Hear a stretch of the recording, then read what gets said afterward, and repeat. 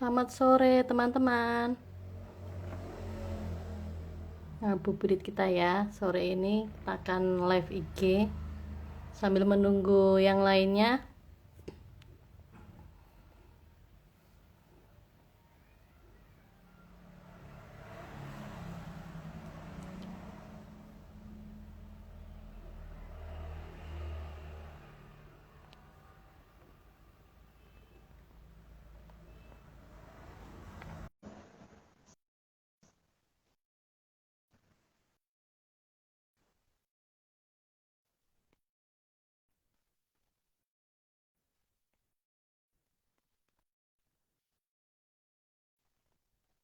Selamat bergabung di program edukasi Yayasan Hipertensi Paru Indonesia, yaitu IG Lab dengan dokter spesialis. Perkenalkan, saya Weni, salah satu relawan di Yayasan Hipertensi Paru Indonesia.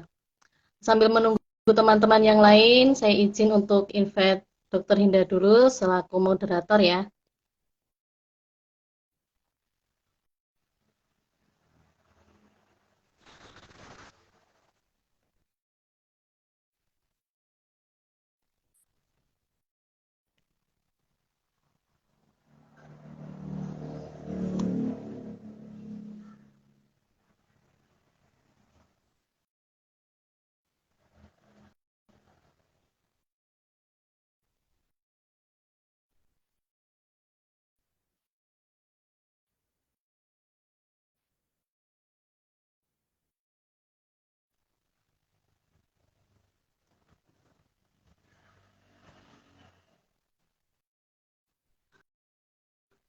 Halo semuanya, pada ngabuburit di live IG Yayasan Hipertensi Paru Indonesia. Dokter Hinda.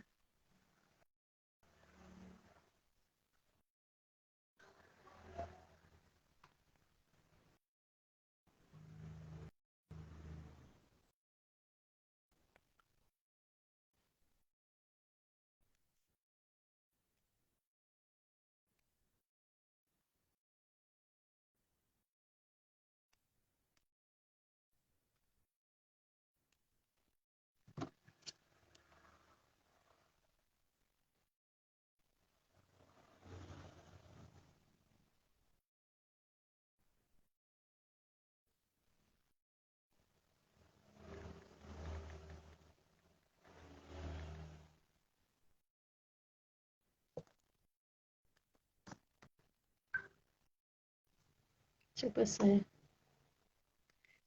request lagi ya.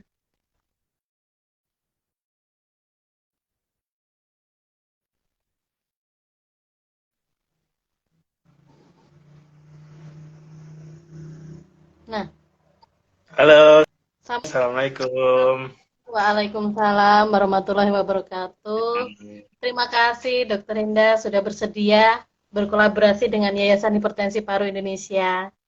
Ya, terima kasih sama-sama, kakak-kakak. Masih puasa ya dok ya? Alhamdulillah, masih puasa.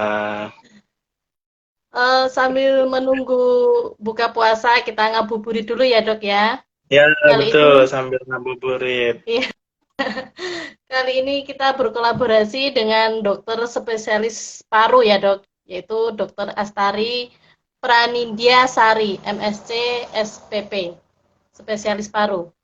Dan saya akan ditemani oleh moderator yaitu Dokter Henda Rasena sebagai moderator di live IG pada sore hari ini. Sebelum saya memperkenalkan dokter spesialisnya, saya akan bacakan CV dari Dokter Henda.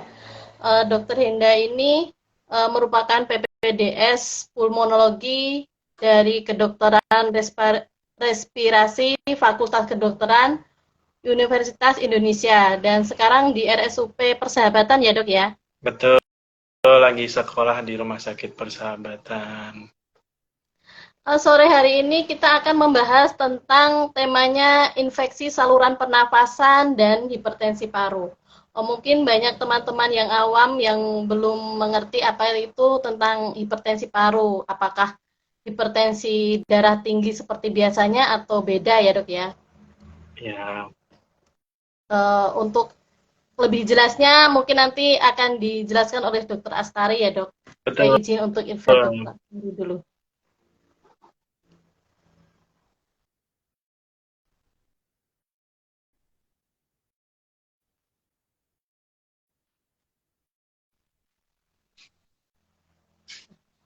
Selamat sore Dokter Astari. Dokter Astari. Waalaikumsalam, selamat sore. Selamat sore. Assalamualaikum. Nah, Waalaikumsalam. iya, selamat sore dok. Sore ini kita akan membahas tentang infeksi saluran pernafasan dan kaitannya dengan hipertensi paru ya dok ya. Iya. Mungkin nanti layar saya serahkan kepada Dokter Henda dan Dokter Astari, sementara saya izin untuk off kamera dulu supaya fokus pembahasannya. Terima kasih. Untuk waktu dan layar saya persilahkan dok, silakan, monggo. Ya, selamat sore pemirsa, teman-teman YHPI semuanya. Perkenalkan saya Henda, saya dokter umum.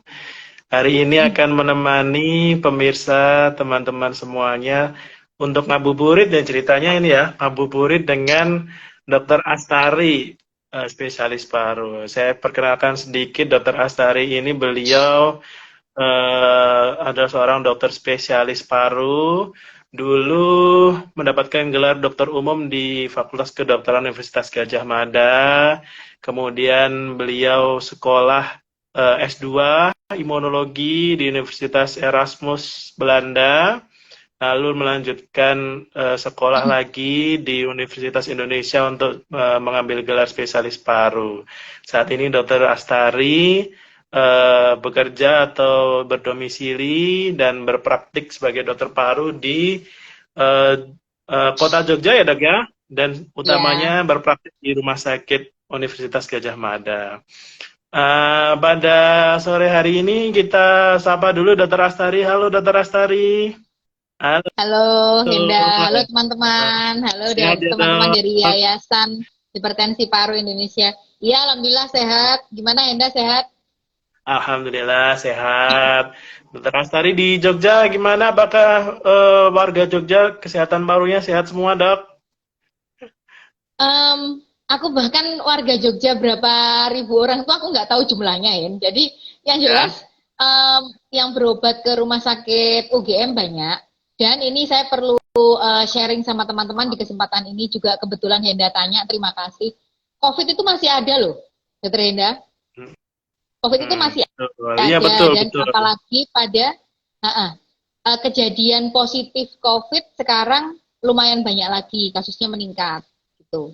Cuman memang dibandingkan dengan keparahan pada masa-masa yang dulu, pada masa waktu zamannya Delta atau sekitar tahun lalu atau 1,5 tahun yang lalu, itu relatif lebih ringan.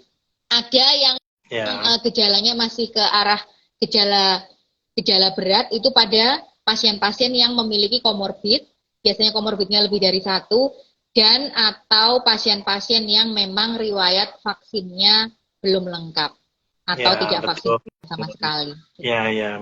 Memang ini sebagai ini ya dok ya, apalagi kita masuk musim lebaran nih, tetap harus jaga-jaga supaya prokesnya tetap maksimal ya. Iya betul.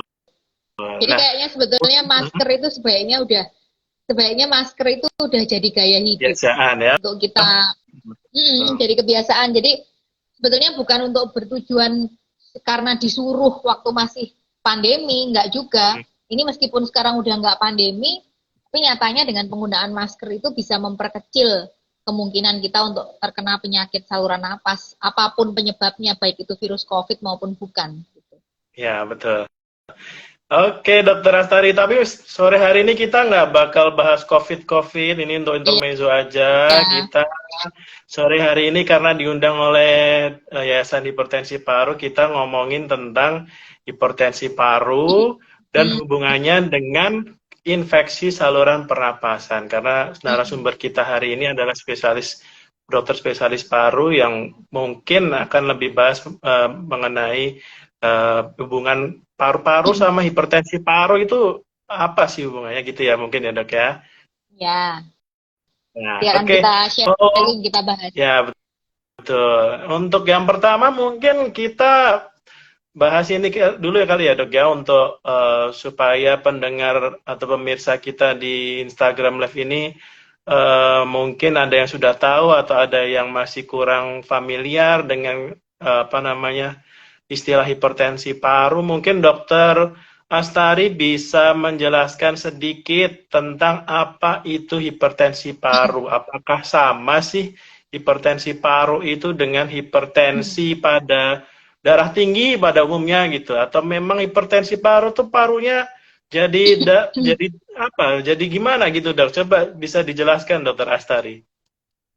Ya, oke. Makasih Dokter Henda pertanyaannya. Jadi kan secara garis besar pengertian dari hipertensi paru itu apa dan apakah dia itu berbeda dengan hipertensi yang kita kenal selama ini di masyarakat Ya. dikatakan tensinya tinggi, hipertensi gitu ya. Jadi quick answer-nya adalah apakah hipertensi paru itu sama dengan hipertensi tekanan darah yang selama ini kita familiar di masyarakat? Jawabannya tidak sama. Hipertensi paru itu berbeda dengan hipertensi tekanan darah yang biasanya 140/90 dikatakan hipertensi, apalagi 150/100 atau di atas itu. Hipertensi paru bukan itu. Hipertensi paru bukan suatu keadaan yang dinilai dari tensimeter, bukan dinilai di Ya. tensimeter dipasang di sini kemudian diperiksa, terus nanti kalau hasilnya berapa, oh ini hipertensi paru atau hipertensi pulmo. Bukan. Hipertensi paru adalah kondisi tekanan darah yang tinggi pada pembuluh darah yang namanya arteri pulmonalis, yaitu pembuluh darah yang menghubungkan antara jantung itu katakanlah ada sebelah kanan, sebelah kiri, sebelah kanan sama sebelah kiri itu juga masing-masing masih dibagi dua lagi, katakanlah kanan atas bawah, kiri atas bawah.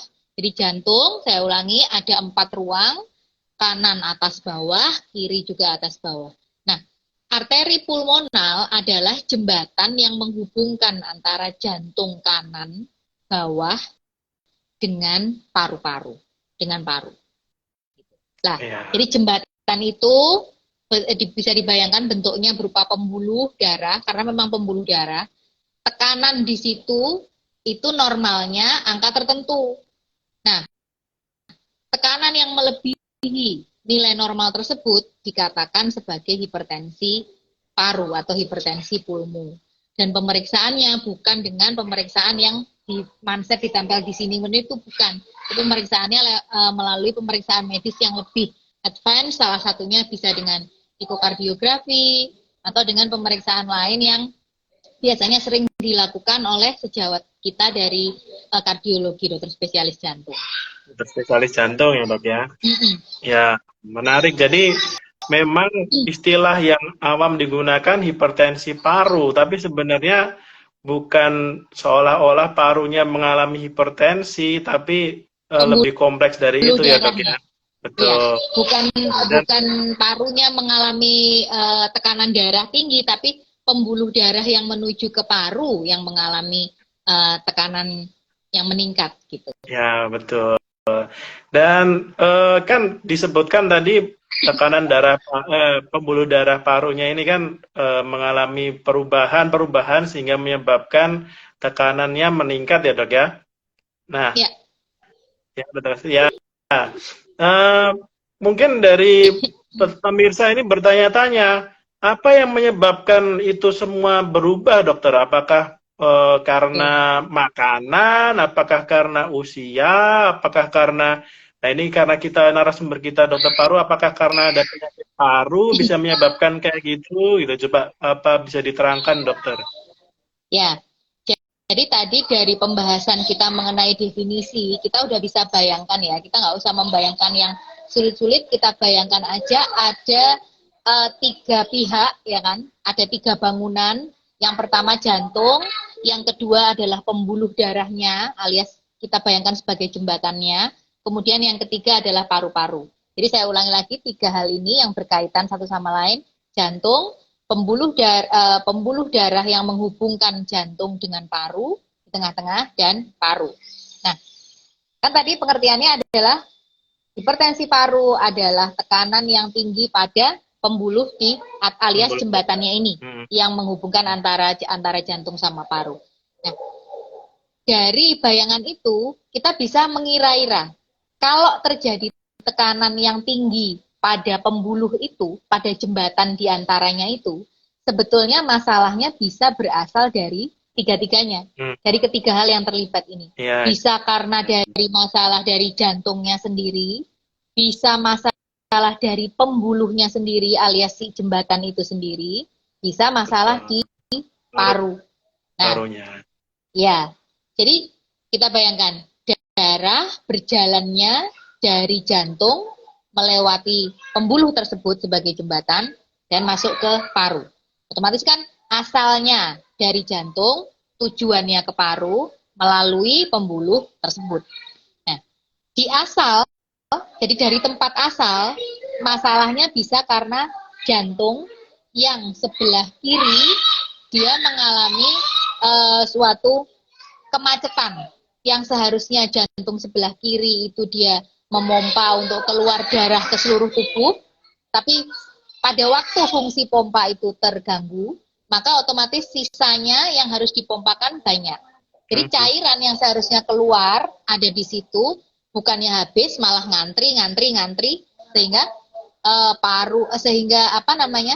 jantung yang sebelah kanan pada waktu dia memompa melalui pembuluh tersebut menuju ke paru, dia harus mengalami atau bertemu dengan resistensi yang tinggi gitu. Kemudian yang kedua, masalah pada pembuluhnya, pada si jembatan ini tadi. Yang sekarang bayangkan misal jembatan itu berupa pipa yang seharusnya katakanlah diameternya segini normalnya. Katakanlah seharusnya diameternya segini. Pada diameter normal sekian, aliran itu nilai tekanannya akan normal. Tapi bayangkan saat pembuluh tersebut mengalami penyempitan, misalnya dari segini jadi segini aja. Otomatis si jantung memompanya itu kan effortnya harus lebih, paling enggak 2 kali lipat atau mungkin bisa 3 kali lipat dari tekanan normal untuk dia bisa mencapai target yang harus dipompakan, kan begitu. Yang tadinya dia melewati lebar sekian, kemudian menyempit jadi sekian. Gitu. Itu kalau masalahnya yang kedua yaitu ada di pembuluh darah. Pembuluh darah. Kemudian yang ketiga, seandainya masalahnya ada di paru, ya, yang ketiga ini masalahnya ada di paru adalah pada kondisi-kondisi seperti yang parunya banyak terdapat luka atau banyak terdapat kelainan, banyak terdapat hal-hal yang menyebabkan tempat tersebut jadi sulit untuk dimasuki dengan darah. Contoh, parunya kaku karena terlalu banyak bekas luka. Seperti pada orang yang TBC atau dulunya TBC. Kira-kira seperti itu, Linda. Ya. Oke, Dokter Astari. Jadi ini pendahuluan yang cukup jelas ya dari Dokter Astari ya. Mungkin dari pemirsa, teman-teman sahabat IHPI, kalau memiliki pertanyaan boleh langsung disertakan di kolom komentar. Nanti kita tanyakan langsung ke Dokter Astari. Untuk tema kita hari ini yaitu adalah hipertensi paru dan hubungannya dengan infeksi saluran pernapasan. Jadi nanti kita lebih fokus pada penyebab-penyebab yang disebabkan oleh pernafasan. Untuk yang lain-lain mungkin ada dokter yang lebih spesialis untuk itu, misalnya dokter jantung atau dokter anak ya. Tapi untuk khusus hari ini kita lebih mendalami mengenai hubungannya dengan pernapasan ya dok ya. Mungkin nanti bisa melebar sedikit, selain infeksi juga ada mungkin yang menyebabkan hipertensi paru, nanti kita juga bahas sedikit. Jadi untuk pemirsa sahabat YAPI, pendengar semuanya, jika ada pertanyaan boleh disertakan di kolom komentar, nanti kita tanyakan langsung ke narasumber. Baik, Dokter Astari, tadi menarik sekali terkait dengan ada 3 komponen yang bisa menyebabkan hipertensi paru ini. Salah satunya adalah paru-paru yang menyebabkan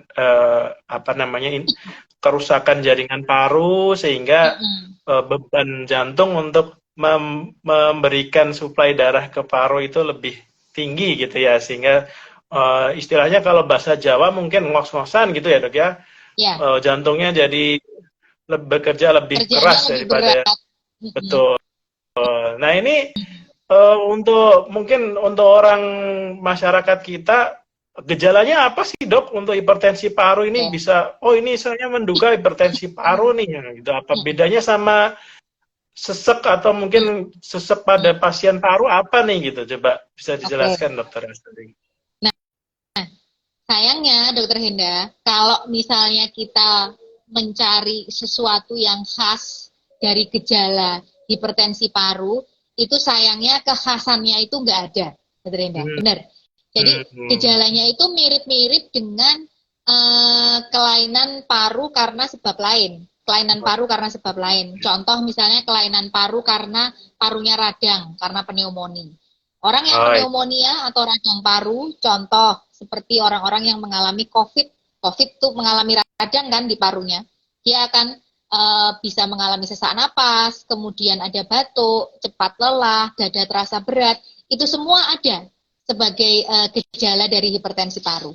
Cuman kalau kita membedakan, apa sih dok bedanya sesak napas karena hipertensi paru dengan sesak napas karena gangguan paru yang lain? Dalam hal ini contoh saya ambil aja asma, asma atau PPOK, maka itu kita bisa notice perbedaannya adalah biasanya sesak napas pada hipertensi paru kalau kita periksa itu dia tidak ada bunyi mengi.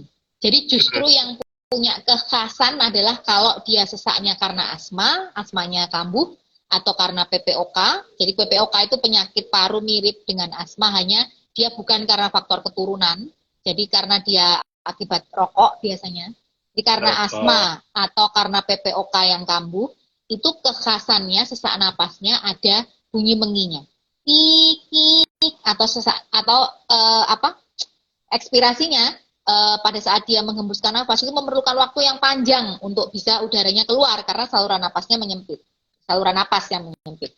Nah, sedangkan pada hipertensi paru, hipertensi pulmo, karena masalahnya bukan pada penyempitan saluran napas, tapi yang menyempit adalah pembuluh darah, bukan saluran napas, maka bunyi mengi itu nggak ada, Dokter Henda. Tetapi kalau dicari kekhasannya apa ya, sesaknya itu yang gimana ya dok di hipertensi pulmo? Kadang dia misdiagnose dengan sesak napas karena sebab lain yang bukan asma atau PPOK. Di sini pentingnya kita early diagnosis juga. Jadi teman-teman sejawat dokter spesialis kardiologi sangat berjasa dalam hal ini kalau pada kondisi tertentu bisa mendeteksi dini, segera aware bahwa harus dicari ini terjadi hipertensi paru atau enggak. Semakin dini hipertensi paru diketahui, semakin dini dibantu dengan obat, dicari sumbernya, maka harapan hidup pasien dengan hipertensi paru itu akan makin tinggi. Ya, betul. Ya, jadi memang gejala dari hipertensi paru ini sebenarnya sangat istilahnya memiliki gejala yang hampir sama dengan penyakit-penyakit paru atau penyakit jantung yang lain ya dok ya, hampir mirip ya dok ya, tidak spesifik. Tidak spesifik. Tapi memang betul, tapi memang hipertensi paru ini bisa jadi muncul akibat dari infeksi paru ya dok ya, seperti yang dokter bilang tadi ya. Bisa. Kalau dokter Henda buka kalau dokter Henda membuka PubMed gitu ya, atau website-website yang tentang jurnal kedokteran yang berisi hasil penelitian, itu biasanya kejadian hipertensi paru kalau dikaitkan dengan pneumonia atau kalau dikaitkan dengan radang pada jaringan paru, itu yang paling sering diambil benangnya adalah ada namanya NSIP, dokter Henda, non-specific interstitial pneumonia. Jadi radang pada paru di bagian interstitial parunya. Interstitial itu termasuk dalam jaringan paru juga, tapi di bagian agak bawah.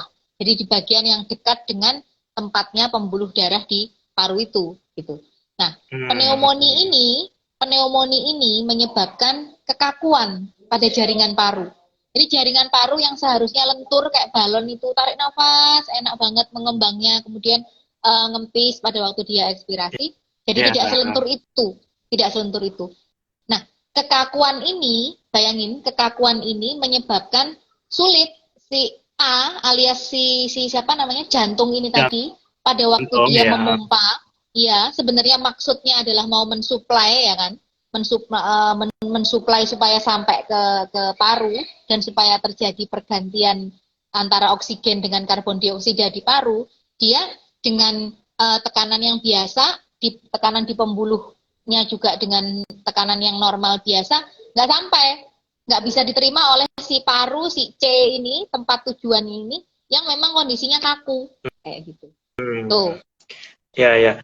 Oke, dokter. Berarti untuk infeksi paru apa saja yang bisa menyebabkan separah itu sampai bisa menyebabkan hipertensi paru, dok? Apakah cuma radang paru biasakah? Yang mungkin atau flu-flu biasa itu kalau kita 3 hari sembuh, atau mungkin infeksi yang seperti apa? Apakah TBC itu bisa menyebabkan hipertensi paru? Bisa dijelaskan, dok, infeksi yang paru seperti apa yang bisa menyebabkan hipertensi paru?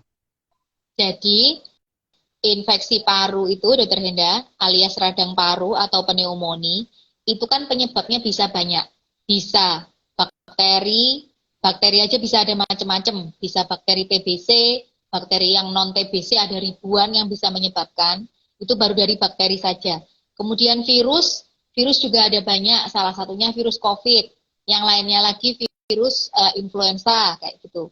Kemudian dari kelas parasit, jamur bisa menyebabkan radang paru. Nah, sebetulnya semua dari yang saya sebutkan ini tadi berpotensi untuk menyebabkan pneumonia atau radang paru yang berat sehingga bisa menyebabkan hipertensi pulmonal, meskipun hipertensinya itu reversible. Jadi artinya kalau pneumonianya sembuh, maka hipertensinya juga akan ikutan sembuh. Sebab di paru-parunya yang tadinya mengalami kerusakan sehingga menyebabkan hipertensi, sumbernya udah dihilangin. Misalnya sembuh dengan pemberian antibiotik, sembuh dengan pemberian antivirus, sembuh dengan pemberian anti jamur. Selama belum terjadi suatu proses fibrosis yang berarti gara-gara itu, baik pada parunya maupun pada pembuluh darahnya, maka hipertensinya itu masih reversible. Tetapi kalau kondisi-kondisi yang menetap, contoh misal, seseorang didiagnosis hipertensi paru. Hipertensi paru karena apa? Oh, karena pneumonia atau karena radang di paru yang akibat TBC dengan jumlah luka di paru yang sudah banyak. Jumlah luka di paru yang sudah banyak dan lama, apalagi sudah menyebabkan adanya fibrosis atau bekas luka alias bopeng ya, mungkin kalau kita bisa bilang itu bekas luka yang nggak bisa hilang itu. Nah, kalau sudah ada itu dan berlangsung dalam waktu lama, maka hipertensi paru bisa dibilang dia tidak reversibel lagi karena si sumbernya ini belum dicari jalan keluarnya, atau sudah dicari jalan keluarnya tapi memang suatu kondisi yang menetap. Sudah ya, oke. Jadi tadi Dr. Astari mungkin menyebutkan istilah-istilah yang fibrosis, itu tuh mungkin ini ya dok ya, kalau di bahasa awam kan mungkin luka-luka yang tidak bisa sembuh atau bekas luka yang disebabkan oleh sebetulnya. Ya, jadi kalau misalnya Dr. Henda membayangkan sebuah luka keloid, misalnya kulitnya misalnya kulitnya ada luka, kemudian dari bekas luka itu terjadi keloid. Nah, keloid itulah fibrosis. Ya, jadi jaringan parut gitulah ya, dok ya. Gimana jaringan yang bekas lukanya tadi malah ini ya, jadi nggak bisa, bukan lagi jaringan normal, jadi nggak bisa buat pertukaran gas dan darah untuk masuk ke situ juga susah. Makanya jadi tadi ya, dok ya, rentetannya menjadi jantungnya jadi capek lah istilahnya seperti itu untuk mensuplai darah ke paru-paru.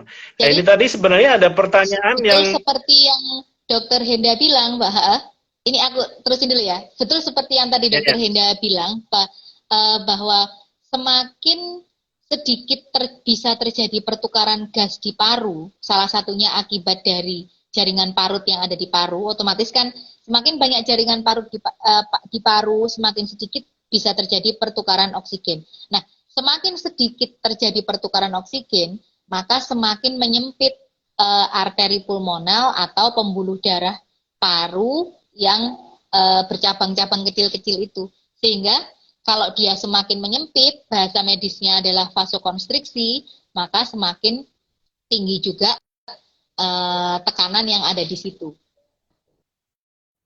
Betul, ya, ya. Ini sebenarnya tadi ada waktu Dokter Astari menjelaskan tentang infeksi yang menyebabkan hipertensi paru. Tadi sebenarnya ada pertanyaan dok dari pemirsa ini. Ya. Pertanyaannya adalah, apakah jika sudah terjadi hipertensi paru karena infeksi, bisa reversible atau bisa kembali seperti biasa ya? Tadi jawabannya itu ya dok ya, mungkin kalau bisa segera ditangani dan tidak terjadi jaringan parut ya, ya gitu ya dok ya. Mungkin bisa reversible ya, bisa Betul. tekanannya kembali normal lagi. Tapi kalau Betul. infeksinya begitu parah sampai meninggalkan bekas luka yang sangat banyak gitu ya dok ya. Ya, jadi tidak bisa kembali lagi seperti paru-paru orang normal, ya itu mungkin akan menetap ya dok ya, hipertensi parunya ya dok ya. Iya. Ya. Jadi sebetulnya penyembuhan dari hipertensi paru ini yang paling penting adalah mencari, mengetahui, dan menemukan sumbernya. Sumber penyebab terjadinya hipertensi paru itu ada di mana? Di tiga kandidat tadi, di jantungnya kah, di pembuluhnya kah, atau justru di parunya. Selama sumber ini masih bisa diobati, maka hipertensi paru itu insya Allah masih merupakan suatu hal yang masih bisa kembali gitu, masih reversible. Ya. Apalagi kalau mengenai dengan yang sebab utamanya karena infeksi paru ya dok ya. Kalau infeksi parunya bisa ditangani, insya Allah hipertensi parunya juga bukan suatu hal yang menetap ya dok ya. Iya. Pada pasien-pasien yang COVID, Dokter Henda, apalagi zaman COVID yang waktu itu, kita di 1,5 tahun yang lalu, yang waktu eranya Delta, itu kan lesi atau kerusakan di parunya kan luas sekali. Jadi Dokter Henda bayangkan luas paru kanan dan kiri, luas permukaannya yang seharusnya gede dan memungkinkan banyak sekali pertukaran oksigen di situ, luas permukaan yang seharusnya bisa digunakan untuk pertukaran oksigen itu ketutup sama luka akibat COVID semua. Nah itu bayangkan, otomatis kan pembuluh darah si arteri pulmonal yang ada di bawahnya nyempit semua karena akibat dari radang paru itu. Ya, semakin dia menyempit, semakin dia radang, semakin pembuluh darah yang di bawahnya menyempit, semakin menyempit pembuluh darahnya, otomatis tekanannya semakin tinggi. Betul.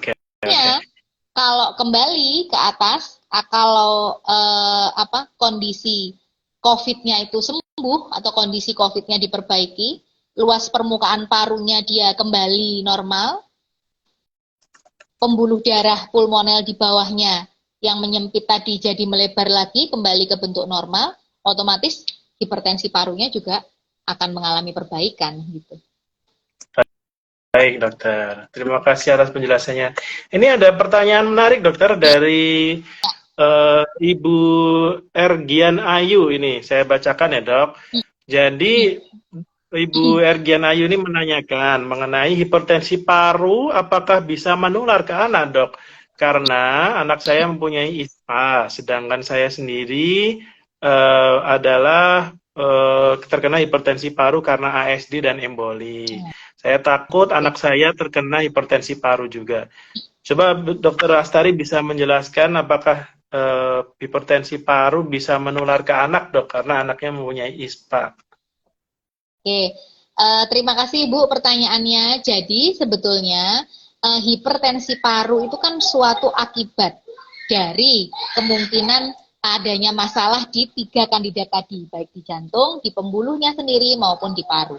Nah, sebetulnya kalau hipertensi parunya sendiri itu tuh adalah non-communicable disease, alias dia bukan sesuatu yang menular, bukan seperti orang A TB terus tinggal di satu rumah dengan orang B, kemudian orang B-nya itu bisa tertular. Nah, kalau ini seperti ini namanya communicable disease. Penyakitnya bisa menular. Nah, sedangkan hipertensi paru itu bukan yang seperti itu. Bukan yang misalnya ibunya hipertensi paru, kemudian anaknya akan tertular hipertensi paru, atau misalnya tinggal serumah, si A hipertensi paru, si B karena dia tinggal serumah dia bisa hipertensi paru juga. Tidak, tetapi kalau misalnya penyebab hipertensi paru itu merupakan suatu yang bisa menular, saya ulangi lagi, kalau misalnya penyebab hipertensi parunya itu merupakan suatu yang menular, maka hipertensi paru bisa dialami juga oleh orang yang tertular si sumber penyakitnya ini. Contoh, orang A sakit TB, gara-gara sakit TB, parunya banyak mengalami kerusakan. Karena parunya banyak mengalami kerusakan, dia mengalami hipertensi paru. Si A, katakanlah seperti itu. Dan dilalah dia, kebetulan, dilalah itu bahasa Jawa ya, kebetulan dia tinggal serumah dengan orang B. Nah, orang B ketularan TBC juga. Karena tidak berobat, sama-sama di B ini mengalami kerusakan paru yang luas. Otomatis si B mengalami hipertensi paru juga. Tapi bukan berarti yang menular adalah hipertensi parunya, seperti itu. Nah, sedangkan pada kondisi, kembali ke pertanyaan Ibu tadi, Ananda kan mengalami ISPA. Ananda mengalami ISPA. Nah, ISPA itu belum tentu menyebabkan kerusakan yang luas di parunya, Ibu. Jadi kalau Ananda sakit ISPA, kemudian segera diobati, apalagi kalau ISPA-nya sebetulnya nggak ke paru, tapi infeksi saluran pernafasan atas, itu parunya nggak apa-apa. Jadi insya Allah resiko hipertensi parunya kecil. Berbeda cerita kalau ibu menanyakan, dok, apakah anak saya bisa terkena hipertensi paru juga karena sakit jantung? Soalnya saya ada riwayat jantung. Nah, itu adalah pertanyaan yang jawabannya mungkin saja, dan hal itu sebaiknya segera dikonsultasikan kepada dokter spesialis jantung atau dokter spesialis anak yang konsultan kardiologi, Ibu. Ya. Oke, ini tadi pertanyaannya Ibu ya, Dokter Henda. Menurut saya, Ibu aware sekali terhadap kondisi anaknya. Ini sebetulnya merupakan satu contoh yang baik dalam deteksi dini. Karena kan kita tadi sempat sudah bahas ya, Dokter Henda, bahwa deteksi dini hipertensi paru itu betul-betul akan meningkatkan kualitas hidup dan membantu pasien. Betul, ya, ya. Ya, jadi mungkin saya bisa ulangi bahwasanya hipertensi paru itu bukan penyakit menular ya, Dok ya? Bukan penyakit menular. Parunya sendiri loh. Ya, hipertensi parunya sendiri bukan penyakit menular, sehingga Ibu tadi yang bertanya tidak usah khawatir bisa tertular nggak untuk ke anaknya. Lebih karena hipertensi paru ini adalah akibat dari suatu sebab. Nah, sebabnya apa itu harus dicari tahu. Nah, mungkin pada ibu adalah sebabnya karena ada kelainan jantung tadi ya, jantungnya mengalami beberapa ASD sehingga ada penyebabnya adalah itu hipertensi parunya. Tapi untuk ISPA sendiri, untuk ke hipertensi paru mungkin masih jauh ya, Dok ya, karena ISPA tidak begitu, ini mungkin segera ditangani, tidak akan masalah berlarut-larut sehingga tidak terjadi hipertensi paru. Itu ya, Dok ya, mungkin bisa saya gitu. Nah, ini ada pertanyaan lagi, Dokter, ini pertanyaannya menarik sekali. Apakah hubungan hipertensi paru ya, mungkin hipertensi paru ya ini ya, apakah hubungannya hipertensi dengan dikarenakan bakteri TBC di ginjal? Wah, ini cukup rumit ini, Dok. Apa hubungannya hipertensi dengan bakteri TBC di ginjal? Jadi pertanyaannya TBC-nya di ginjal, Dokter. Jadi mungkin bisa dijelaskan dulu, mungkin bukan ini nggak nyambung, nggak ke hipertensi paru sih, Dok, ini ke ginjal ya, tapi mungkin Dokter Astari punya kapasitas untuk menjawab itu sih. Monggo Dokter, silakan dijawab, Dok. Iya, terima kasih. Tadi pertanyaan tersebut dari Mbak atau dari Mas siapa ya, Dokter Henda? Dari, mohon maaf, Ibu atau Bapaknya saya kurang bisa mengetahui, tapi dari MC_Ferdi. Oh ya, kita manggilnya Ferdi aja ya, Pak Ferdi ya. Asumsi kita Pak Ferdi. Pak Ferdi, saya mengasumsikan pertanyaan Bapak Ferdi itu hipertensinya adalah hipertensi yang tadi di awal kita jelaskan, hipertensi tekanan darah, Dokter Henda. Yang kita hitung dari Manset itu kan. Saya mengasumsikan demikian. Nah, berdasarkan asumsi saya tersebut, saya akan coba menjawab. Jadi, memang TBC, betul tadi seperti yang dikatakan Pak Ferdi, TBC itu bisa di mana aja. Kan nggak hanya di paru. Betul, saya sendiri pun punya pasien TBC di saluran kencing. Jadi TBC itu bisa menyangkut ke semua organ termasuk ginjal. Nah, pada TBC yang terjadi di ginjal, berhubung ginjal itu juga bertanggung jawab dan ikut serta dalam menjaga keseimbangan metabolisme tubuh, salah satunya juga istilahnya keseimbangan garam di dalam tubuh kita, garam natrium di dalam tubuh kita, yang dia harus buang berapa, yang harus disisakan di dalam tubuh berapa, itu tugasnya si ginjal.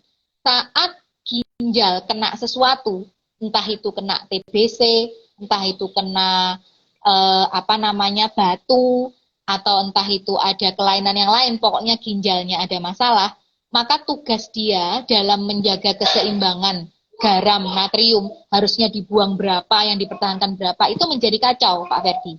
Otomatis, bayangkan kalau orang kelebihan garam harusnya dibuang, tapi enggak, orang kelebihan garam di dalam tubuhnya, biasanya kompensasinya yang terjadi, manifestasinya adalah tekanan darahnya akan meningkat. Nah, di sini cuman yang dimaksud dengan tekanan darah di sini adalah tekanan darah Dokter Hinda? Sistemik ya, namanya sistemik. Tekanan darah sistemik, bukan hipertensi pulmo yang sedang kita bahas ini, gitu. Ya. Tetapi secara teori, di luar bahwa kita membahas apa, penyakit yang dipresentasikan, yang ditanyakan oleh Pak Ferdi ini tadi, memang betul kalau di ginjal ada masalah, kebetulan ini masalahnya adalah TBC, ginjal kehilangan fungsinya atau mengalami penurunan fungsi, otomatis regulasi garam dan termasuk juga regulasi hormon dalam tubuh ikut terganggu, tekanan darah akan kacau dan cenderung tinggi, seperti itu. Ya, ini ada tambahan komentar dari Pak Ferdi. Jadi saya memang diagnosis TB ginjal. Ini selaras dengan hipertensi saya yang ikut naik. Jadi mungkin tren tekanan darahnya Bapak Ferdi ini ikut naik karena terdiagnosis TB ginjal.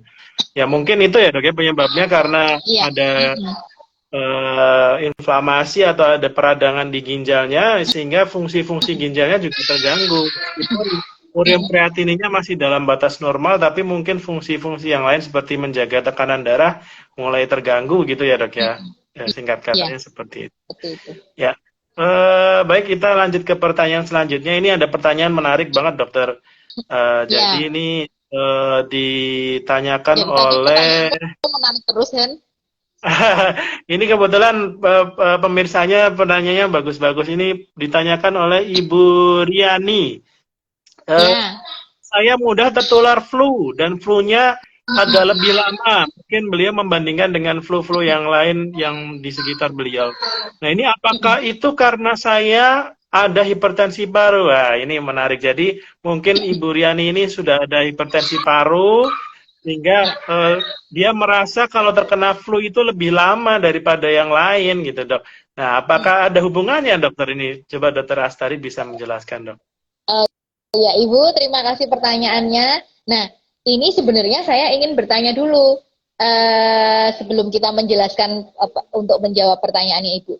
Ibu terdiagnosis hipertensi paru, apakah sudah diinformasikan bahwa yang menyebabkan hipertensi paru itu apa?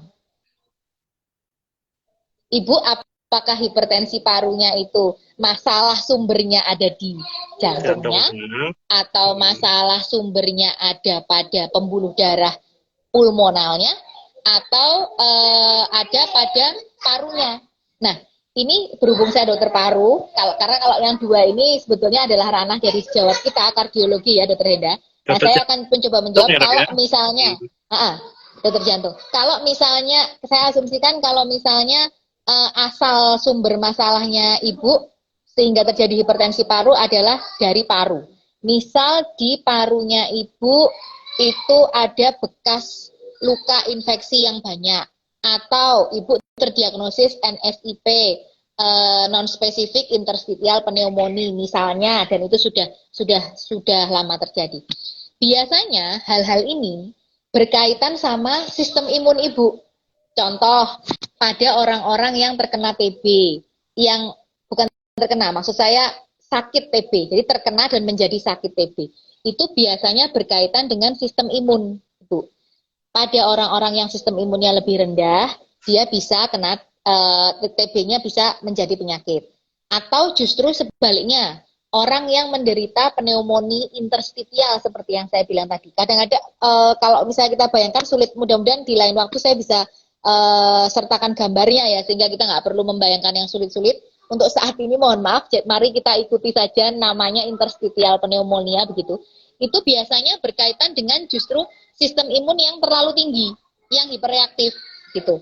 Nah, kaitan dengan imun ini yang menjadi dasar, kalau memang itu yang sumbernya ya, sumber ibu hipertensi pulmo, kaitan dengan imun inilah yang menjadi dasar alasan seseorang itu kayak kena apa dikit aja udah jadi flu, kena udara ini dikit alergi, dahaknya banyak, sesak napas, menginya kambuh, asmanya kambuh, seperti itu.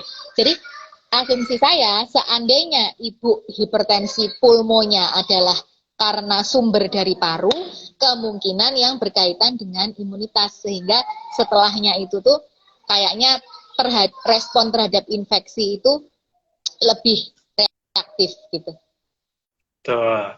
Ya, jadi itu ya Ibu tadi. Tapi ini ada tambahan informasi dari Ibu penanya tadi, Dok.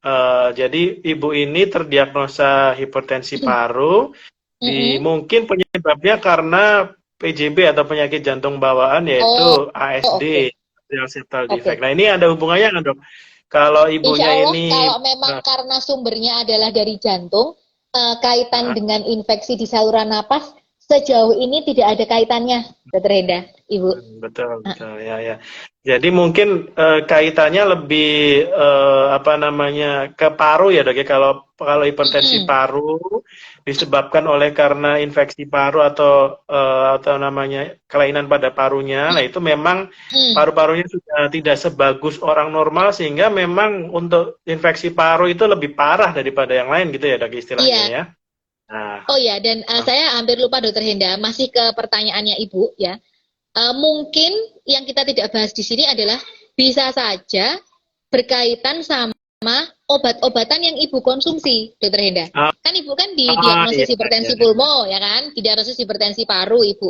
Hipertensi paru, karena PJB, karena penyakit jantung bawaan. Otomatis kan Ibu kan mendapatkan terapi ini. Nah, yang dari terapi-terapi itu bisa saja ada satu atau dua yang sedikit atau banyak mempengaruhi kondisi sistem imunnya Ibu. Misalnya kalau Ibu dikasih obat-obatan anti alergi atau obat-obatan steroid, itu sedikit banyak ada sedikit menurunkan sistem imun. Sehingga kebetulan ketemu sama udara kita yang seperti ini sekarang, yang cuacanya ekstrim perpindahannya, jadi kayak mudah sekali untuk timbul gejala-gejala yang seperti flu kayak gitu. Ya, betul. Oke, kita lanjut ke pertanyaan selanjutnya ya, Dok ya. Mungkin pertanyaan ini lebih menarik lagi nih, Dok, pertanyaannya, Dok. Jadi pertanyaannya dari Bapak El Seriasim. Ya. Ini saya pasien PDA atau patent ductus arteriosus dengan pulmonary hypertension dan Eisenmenger. Ini penyakit jantung ya, Dok ya. Yang juga sedang merawat pasien lansia dengan diagnosa PPOK yang batuknya itu aktif terus. Nah, pertanyaannya adalah, ini pertanyaannya sebenarnya tidak berhubungan dengan jantung tadi, tapi pertanyaannya adalah, apakah pasien PPOK itu bisa terkena hipertensi paru juga, Dok? Nah, yang menarik ini, Dok. Coba dokter bisa dijelaskan, dokter.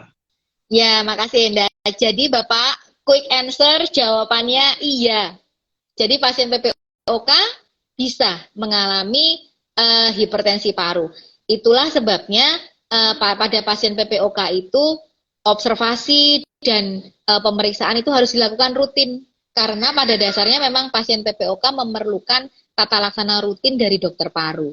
Tujuannya apa? Tujuannya adalah untuk melegakan saluran napas sehingga tidak kekurangan oksigen terus-terusan, pasien PPOK itu kan saluran napas yang harusnya segini nyempit segini, Bapak. Saluran napas harusnya segini nyempit segini. Jadi oksigen yang masuk juga lebih sedikit. Kalau oksigen yang masuk ke dalam saluran napasnya sedikit, otomatis pembuluh darah yang ada di bawahnya paru jadi nyempit. Nah, penyempitan itulah yang menyebabkan hipertensi paru, menyebabkan hipertensi pulmo. Meskipun judulnya sama hipertensi pulmo antara bapak dengan beliau, dengan yang Bapak jaga ini, sama-sama hipertensi paru, tapi kan penyebabnya berbeda. Bapak lebih karena dari jantungnya, sedangkan dari beliau yang Bapak jaga ini dari gangguan di parunya, yaitu PPOK. Pasien PPOK kalau tidak diobati secara rutin, dia akan mengalami kekurangan oksigen kronik, otomatis pembuluh darah di bawahnya menjadi sempit, dan terjadi hipertensi paru. Ya. Jawaban singkatnya bisa ya dok ya berarti ya? Ya. Oke dokter, ini karena waktu kita nih tidak terasa sebentar lagi mau berbuka, ini mungkin satu pertanyaan penutup ya dok ya, untuk bisa kita bawa pulang, bisa kita simpan. Ini adalah apa tips dokter sebagai dokter paru untuk kita ini supaya tidak terkena hipertensi paru dalam sudut pandang dokter sebagai dokter paru, utamanya tentang infeksi paru. Jadi apa yang harus dihindari, kebiasaan apa yang harus dihilangkan, kemudian kalau ada gejala seperti apa yang harus segera diobati atau segera ke dokter paru, seperti itu. Mungkin dokter bisa jelaskan untuk yang terakhir dokter sebelum kita tutup. Iya. Oke, nggak kerasa ya, Dokter Henda udah 1 jam. Ya, makasih. Jadi dari paru, sedikit saran saya kepada masyarakat adalah, jadi yang kunci paling utama yaitu aware, tidak abai terhadap apa yang dirasakan oleh dirinya sendiri. Kayak misalnya, dulu-dulunya tuh nggak gampang sesek dok saya, lari berapa meter gitu nggak apa-apa. Tapi sekarang kok jalan berapa ini aja udah terasa ngos-ngosan, batuk, dada terasa berat. 3 itu aja. Lebih cepat capek, cepat ngos-ngosan, atau sesak napas, kemudian batuk. Kalau muncul hal tersebut, sebaiknya segera periksa ke dokter. Apalagi kalau diri sendiri itu kurang bisa menemukan korelasi antara gejala yang timbul dengan tadinya habis ngapain. Sebetulnya kan pemberi judgement paling bagus itu terhadap diri kita kan diri kita sendiri ya, Dokter Hinda. Yeah. Kita tuh bisa gitu tahu bahwa misalnya hari ini kita flu, kita tahu oh iya gara-gara kemarin aku kehujanan. Nah itu kan diri sendiri bisa mencari korelasinya. Gara-gara kemarin kehujanan, hari ini saya flu. Nah berbeda dengan kalau kita ada timbul gejala, tapi kita sendiri itu nggak ngerti. Perasaan aku juga nggak ngapa-ngapain, perasaan juga nggak ada hal yang baru yang aku lakukan, nggak ada kebiasaan baru, nggak ada apa. Jadi itu artinya teman-teman tidak bisa menemukan korelasi antara sebabnya apa dengan gejala yang muncul. Nah, kalau ini terjadi, sebaiknya segera periksa. Itu self-awareness. Kuncinya utamanya itu. Apalagi misalnya dirinya sudah mengetahui bahwa dirinya ada sakit jantung bawaan, atau pernah terdiagnosis sakit jantung, pernah terjadi serangan jantung, pasien yang dulunya pernah TBC, sering sesak napas karena asma, pasien PPOK, terus merokok. Nah ini saya terakhirkan karena ini harus ditekanin nih Dokter Henda. Kalau udah ngomongin merokok nih, itu sebaiknya segera periksa. Supaya kalau memang ternyata punya hipertensi paru, sedini mungkin bisa diketahui. Iya. Gitu. Jadi mungkin saya bisa mensoroti 2 penyebab terakhir tadi ya dok ya. Yang pertama TBC, karena kita mungkin sebagai negara Indonesia ini masih peringkat nomor 2 dok, kata-katanya peringkat nomor 2 nih, kita ranking masih, 2 di dunia nih TBC. Masih ya, apa sudah? Masih peringkat nomor 2 apa sudah peringkat nomor 2? Masih peringkat nomor 2. Jadi kan memang harusnya pada pasien-pasien pada pasien-pasien TBC ini kalau tidak terobati dengan baik, apalagi obatnya putus obat nanti kan paru-parunya bisa rusak itu ya dok ya, jadi bisa hipertensi Betul. paru ya dok ya. Iya, Terus betul. kemudian yang saya Komplikasinya. soroti yang soroti kedua adalah merokok tadi ya dok ya. Merokok ini Nah, itu. masih sangat laris di Indonesia. Betul. Mau tua, mau muda, mau kaya, mau miskin, masih aja ada yang merokok. Nah, ini merokok ini akar dari segala masalah ya, Iya, betul. membuat paru kita sakit dan mungkin lama-kelamaan bisa menyebabkan kerusakan yang tidak bisa kembali lagi, yang bisa menyebabkan hipertensi paru ya Hipertensi dok ya. paru. Ya, Iya. Heeh. ya oke Dan oke. merokok itu Baik. juga merupakan sumber kebetean dokter kepada pasien dan sebaliknya loh dokter Enda.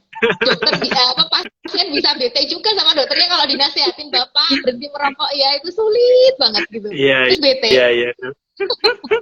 Iya dok, betul. Merokok ini selain merugikan diri sendiri juga merugikan orang lain Iya, dok, anaknya juga karena ada kena. perokok pasif yang Betul, ikut mendapatkan betul. efek nggak baiknya. Ya betul betul. Ya mungkin izin saya simpul ini pemilik acaranya sudah muncul kembali Dokter Astari, jadi Ya, izin saya simpulkan dok ya. ya. Jadi menarik sekali kita bisa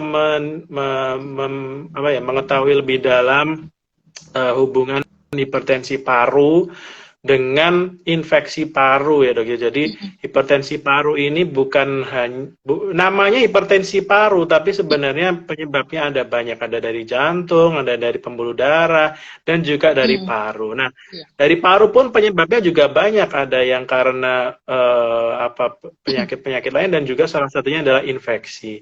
Nah, nantinya jika Bapak Ibu pemirsa sekalian memiliki masalah paru, terutama memiliki riwayat TBC atau punya batuk-batuk yang tidak kunjung sembuh, atau mungkin karena ada riwayat merokok, nah itu sebaiknya kalau ada keluhan yang semakin memberat, sebaiknya diperiksakan ke dokter, baik ke dokter paru. Nanti kalau ada gejala yang mengarah ke hipertensi paru, pasti dokter paru akan berkolaborasi dengan dokter jantung atau dokter yang lain untuk menangani hipertensi paru ini, karena tidak bisa hipertensi paru ditangani oleh dokter jantung sendiri apabila ini sudah sampai ke komplikasinya ke jantung.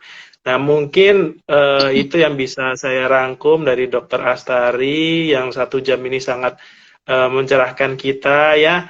Terima kasih Dokter Astari atas pencerahannya. Terima kasih juga.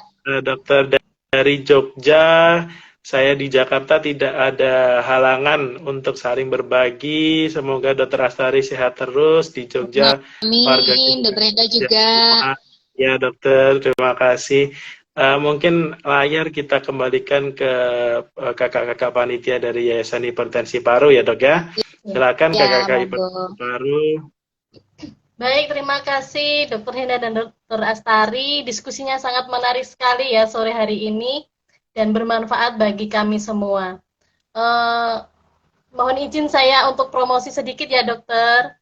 Bagi teman-teman yang terdiagnosa hipertensi paru, untuk bergabung di Yayasan Hipertensi Paru Indonesia, dan kepada dokter yang mungkin mempunyai pasien dengan diagnosa hipertensi paru, untuk boleh kami nitip untuk bisa direkomendasikan masuk ke Yayasan Hipertensi Paru Indonesia supaya mereka punya wadah untuk saling sharing dan saling tukar cerita. Baik, terima kasih Dokter Henda dan Dokter Astari sekali lagi. Mungkin IGLF sore hari ini kita akhiri. Sampai berjumpa di IGLF selanjutnya. Selamat menjalankan ibadah puasa. Terima kasih. Assalamualaikum. Terima kasih Dokter Astari. Terima kasih.